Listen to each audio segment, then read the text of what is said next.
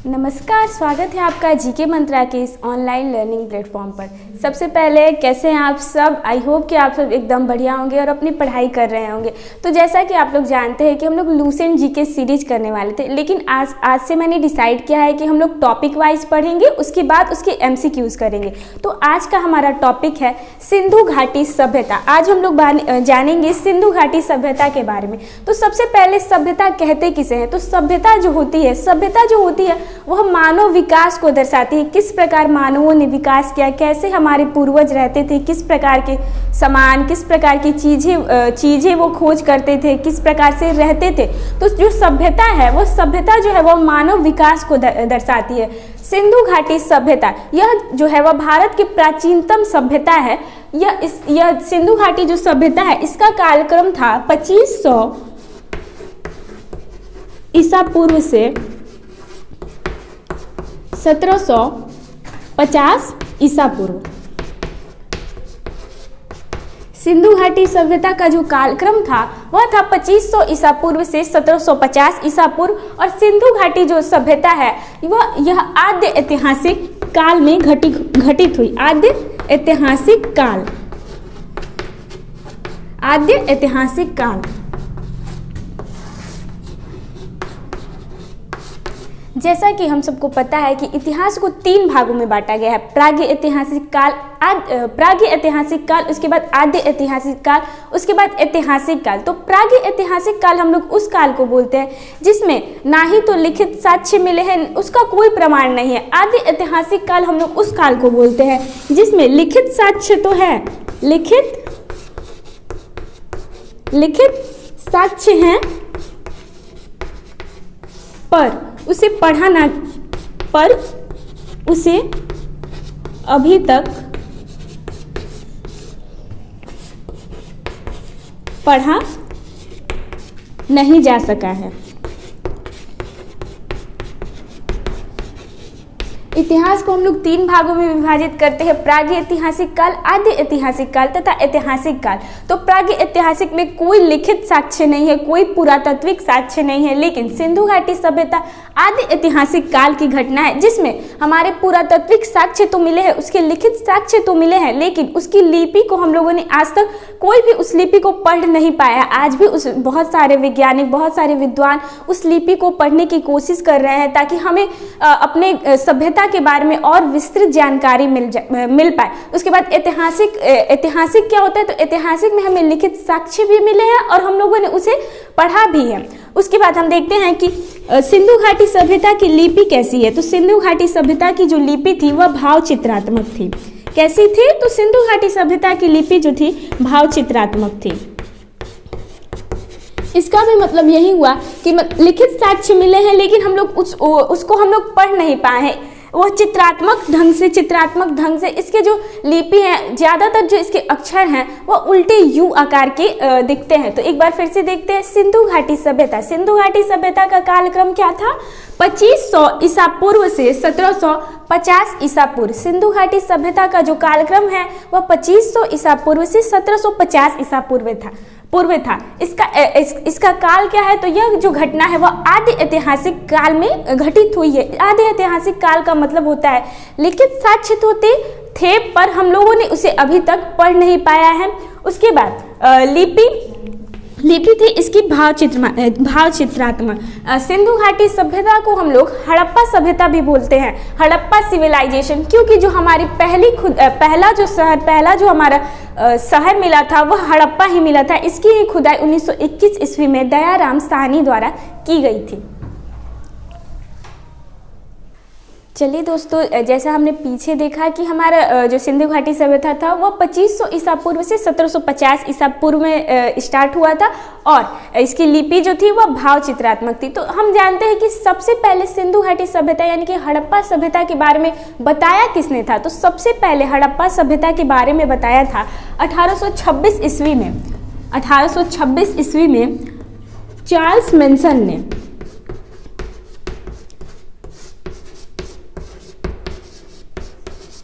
कई बार जो स्टूडेंट्स वह डायरेक्ट बोलते हैं कि 1921 ईस्वी में दयाराम साहनी ने हड़प्पा सभ्यता की खोज की, लेकिन सबसे पहले अगर पूछे सबसे पहले बताया किसने था, इन्होंने ज़्यादा खोज या विस्तार नहीं किया, लेकिन सबसे पहले इन्होंने बताया 1826 ईस्वी में चार्ल्स मैनसन ने कि हड़प्पा नामक एक प्राचीनतम सभ्यता है जो भारत में थी। तो सबसे पहले 1826 ईस्वी में चार्ल्स मैनसन ने बताया कि हम हड़प्पा नामक एक प्राचीनतम सभ्यता यहाँ पर हो सकती है। उसके बाद हम लोग देखते हैं कि सिंधु घाटी सभ्यता का विस्तार कहाँ तक था, यानी कि इसका भारत में विस्तार कहाँ तक था। ठीक है, सिंधु घाटी सभ्यता का विस्तार।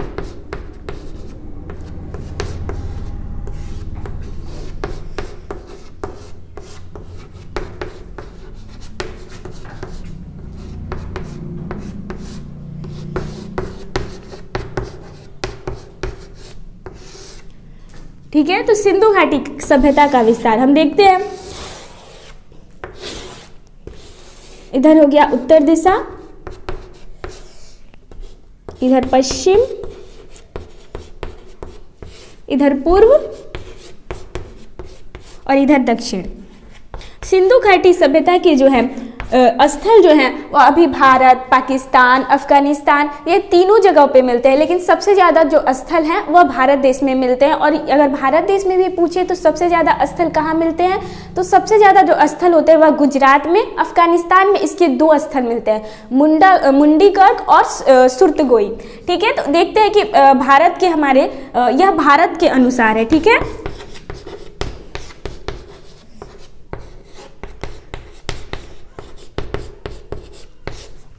उत्तर में हमारा उत्तर में मांडा तक फैला था। मांडा कहाँ है, तो मांडा जो है वह जम्मू और कश्मीर में है। तो उत्तर में कहाँ तक फैला हुआ था, तो उत्तर में जो सिंधु घाटी सभ्यता है वह जम्मू एंड कश्मीर के मांडा क्षेत्र तक फैला हुआ था। मांडा जो है वह चिनाब नदी के किनारे है।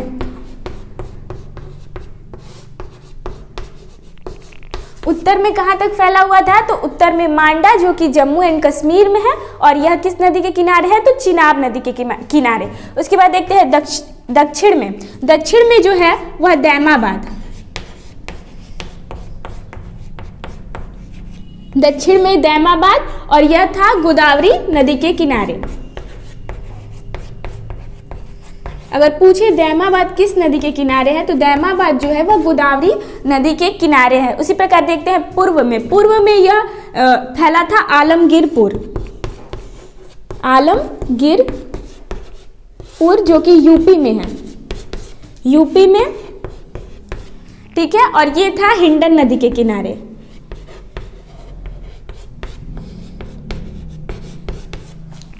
इधर है पश्चिम में हमारा था सुतकांगेडोर जो कि बलूचिस्तान में है।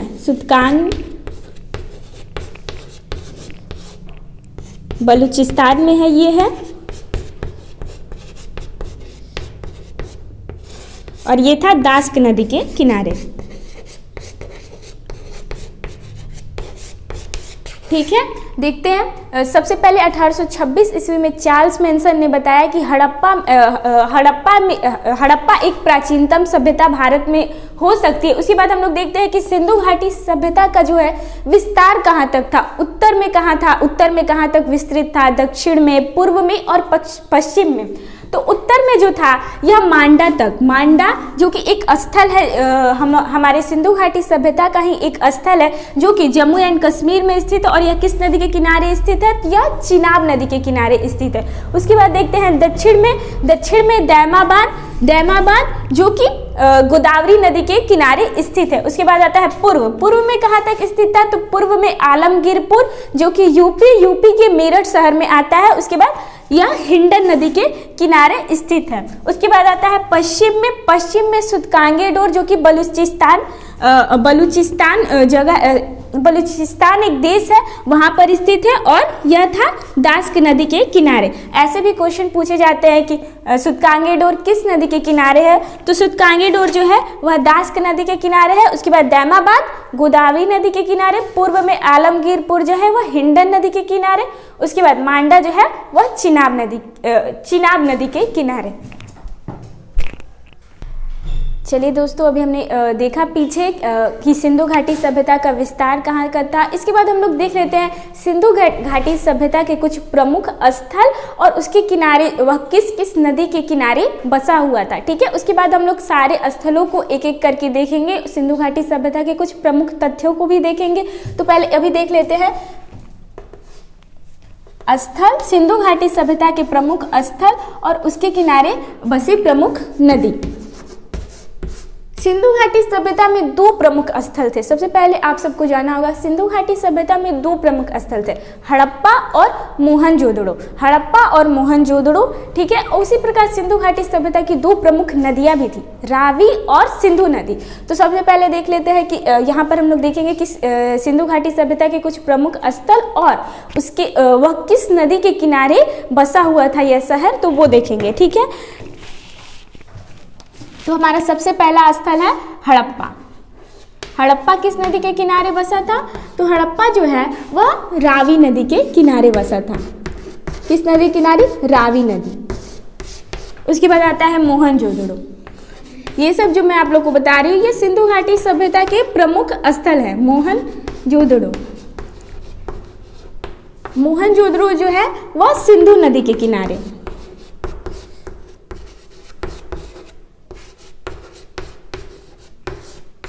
उसके बाद आता है चनहुदड़ो। चनहुदड़ो जो है वह भी सिंधु नदी के किनारे ही। उसके बाद आता है लोथल। लोथल जो है वह भोगवा नदी के किनारे। उसके बाद आता है कालीबंगा।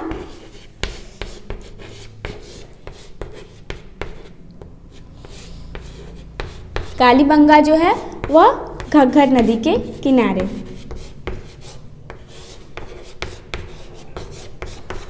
उसके बाद आता है रोपड़।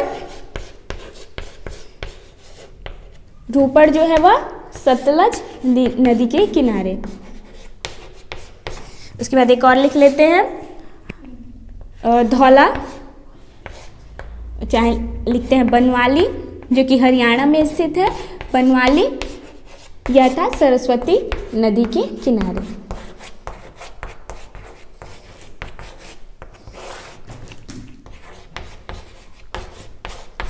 चलिए दोस्तों, यहाँ पे हम लोगों ने कुछ सिंधु घाटी सभ्यता के प्रमुख स्थल, सिंधु घाटी सभ्यता के प्रमुख स्थल के बारे में देखा। तो और इसके कुछ प्रमुख नदियों के बारे में भी देखा कि किस किस शहर के किनारे यह नदी बसे हुए हैं। जैसे हड़प्पा जो है वह रावी नदी के, इसको मतलब याद करने के लिए आप जब कुछ कुछ चीज़ों से कनेक्ट कर चीज़ों को याद करेंगे। जैसे हड़प्पा है तो यहाँ पर हड़प्पा, यहाँ पे र का थोड़ा उच्चारण आ रहा है तो उसको आप लोग कनेक्ट करके रावी नदी याद कर सकते हो। उसके बाद जो है मोहनजोदड़ो सिंधु नदी के किनारे। चनहुदड़ो भी जहाँ पर ये दिख रहा है उसको सिंधु। उसके बाद आता है लोथल जो है वह भोगवा नदी के किनारे। लोथल भोगवा नदी के किनारे। उसके बाद आता है कालीबंगा। कालीबंगा का मतलब होता है काली चूड़िया। तो कालीबंगा जो है वह घग्गर नदी के किनारे। यहाँ पर आप कनेक्ट कर सकते हो कि चूड़िया जो है वह महिलाएं पहनती है, उसी प्रकार घग्गर को आप लोग घाघरा से कनेक्ट कर सकते हो कि जो चूड़िया है महिलाएं पहनती है, उसी प्रकार घाघरा जो भी है वह महिलाएं ही पहनती है। तो कालीबंगा घग्गर नदी के किनारे। उसी प्रकार रोपड़ जो है वह सतलज नदी के किनारे। ठीक है, हड़प्पा रावी नदी के किनारे, मोहनजोदड़ो सिंधु नदी के किनारे, चनहुदड़ो सिंधु नदी, लोथल भोगवा नदी, कालीबंगा घग्गर नदी, रोपड़ सतलज नदी। उसके बाद एक और चलिए ठीक है, एक देख लेते हैं यहाँ पर बनवाली जो है वह सरस्वती नदी के किनारे। सरस्वती। दोस्तों मैं आप लोग से बोलूँगी कि प्लीज़ इसका नोट्स तैयार कीजिए और इसको बार बार रिवाइज कीजिए, जिससे आपको चीज़ें जो है वह आसानी से याद हो पाए। तो प्लीज़ मेक्स दिस नोट्स।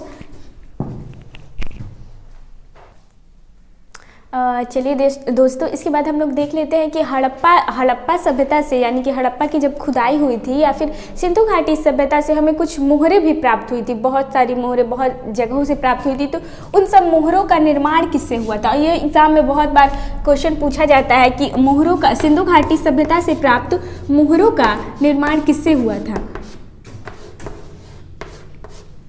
मोहरों का निर्माण, तो मोहरों का जो निर्माण हुआ था वह सेल खड़ी से हुआ था, प्रमुख रूप से सेल खड़ी से। किससे? प्रमुख रूप से सेल खड़ी से हुआ था, ठीक है, और कैसाल्ट से। और यह भी क्वेश्चन पूछा जाता है कि ज्यादातर मोहरों पर किस पशु का चित्र बनाया हुआ था? तो ज्यादातर मोहरों पर जो है वह बैल का चित्र बनाया हुआ था, बैल का चित्र बनाया हुआ था, बैल का चित्र बनाया हुआ था, ठीक है। और एक और क्वेश्चन पूछता है यहाँ पर कि सिंधु घाटी की सभ्यता के जो लोग थे वह किस धातु से परिचित नहीं थे? तो सिंधु घाटी के सभ्यता के जो लोग थे वह लोहे से परिचित नहीं थे। ये डायरेक्ट क्वेश्चन पूछता है कि सिंधु घाटी सभ्यता के लोग किस धातु से परिचित नहीं थे। तो ठीक है, सिंधु घाटी सभ्यता के जो लोग थे वह लोहे से परिचित नहीं थे। तो चलिए दोस्तों, आज के लिए बस इतना ही रहने देते हैं। इसके अगले लेक्चर में आप सबको मैं इसके आगे सारे शहर के नाम के साथ वहाँ से क्या क्या चीज़ें मिली, किसने इसकी खोज की, ये सब बताने वाली हूँ। तब तक के लिए बहुत बहुत धन्यवाद आप सबका मेरे साथ जुड़ने के लिए। Please like share and subscribe to this channel. Thanks for watching.